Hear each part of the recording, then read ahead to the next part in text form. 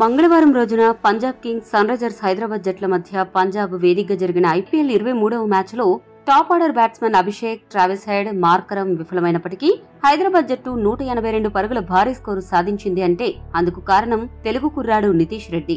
ఐపీఎల్లో తెలుగు ప్లేయర్లు ఉండరు, ఉన్నా ఆడరు అనే నిందను చెరిపేస్తూ తెలుగు కుర్రాడు సన్ రైజర్స్ హైదరాబాద్ ఆటగాడు నితీష్ రెడ్డి పంజాబ్ పై దుమ్ము రేపుతూ తెలుగోడి తెగువ చూపించాడు. గత మ్యాచ్లో ఉప్పల్ వేదికగా చెన్నై సూపర్ కింగ్స్ తో జరిగిన మ్యాచ్లో సిక్సర్ బాది ఎస్ఆర్హెచ్ ను గెలిపించిన నితీష్ రెడ్డి తాజాగా పంజాబ్ కింగ్స్ తో మ్యాచ్లో టాప్ ఆర్డర్ ఫెయిల్ అయిన సమయంలో అద్భుత హాఫ్ సెంచరీతో ఆరెంజ్ ఆర్మీని ఆదుకున్నాడు.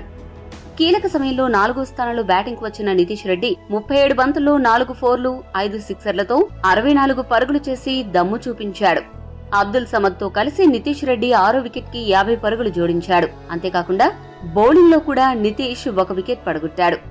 ఇలా వరుస మ్యాచ్ల్లో జట్టుకు అవసరమైనప్పుడు కీలక ఇన్నింగ్స్ ఆడడంతో ఒక్కసారిగా అతడు టాక్ ఆఫ్ ది టౌన్ గా నిలిచాడు. ఇంతకీ ఎవరి నితీష్ రెడ్డి అనే వివరాలు ఇప్పుడు తెలుసుకుందాం. 2003 మే 26న వైజాగ్ లో జన్మించిన నితీష్ కుమార్ రెడ్డి 2020లో ఫస్ట్ క్లాస్ క్రికెట్ లోకి ఎంట్రీ ఇచ్చాడు. 2023 ఐపీఎల్ వేలంలో 20 లక్షల రూపాయల బేస్ ప్రైజ్ కి నితీష్ రెడ్డిని కొనుగోలు చేసింది సన్ రైజర్స్ హైదరాబాద్. తీసుకుంది 20 లక్షలు అయినప్పటికీ 20 కోట్ల ఆట తీరును ప్రదర్శించి అందరినీ ఆకట్టుకున్నాడు. నితీష్ రెడ్డి తండ్రి ముత్యాల రెడ్డి హిందుస్థాన్ జింక్ లో పనిచేసి రిటైర్ అయ్యారు. 5 ఏళ్ల నుంచే క్రికెట్ ఆడడం మొదలెట్టిన నితీష్ రెడ్డి 2017-18 విజయ్ మర్చెంట్ ట్రోఫీలో 176.41 యావరేజ్ తో 1237 పరుగులు, బౌలింగ్ లో 26 వికెట్లు తీశాడు. బీసీసీఐ నుంచి 2017-18 ఏడాదికి గాను best cricketer in the under 16 Jagmohan Dalmiya award గెలిచాడు.